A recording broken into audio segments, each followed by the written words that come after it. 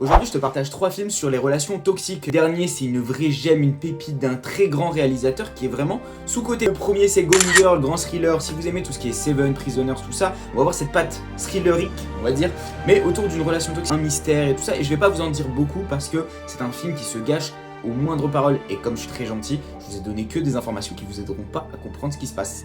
Le second, c'est un film ancien qui s'appelle Possession. C'est un film avec un penchant plutôt horreur, avec des scènes très marquantes. Il y a notamment Isabelle Adjani qui a une scène dans le métro qui est légendaire, vous l'avez sûrement vu ou entendu parler. Ça a posé des bases dans le cinéma d'horreur, notamment le body horror, cool, et toujours thématique d'une relation entre deux personnes qui est, ma foi, assez toxique. Je vous en dis pas plus, foncez si vous aimez les penchants un peu horreur. Ne vous attendez pas non plus à prisonnier.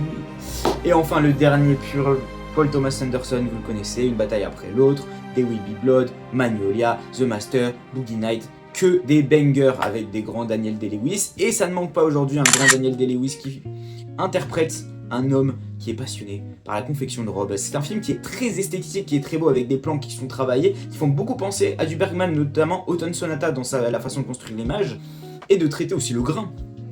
Voilà, c'est un film qui va prendre son temps, on a l'impression qu'il se passe rien, et pourtant il nous raconte beaucoup de choses. Donc si vous aimez l'approche, on va dire plutôt de la relation, la complexité des relations, tout ça, ça va vous intéresser. C'est un film vraiment qui décortique une relation, et ma foi c'est très joli esthétiquement, c'est très bien écrit, très bien interprété.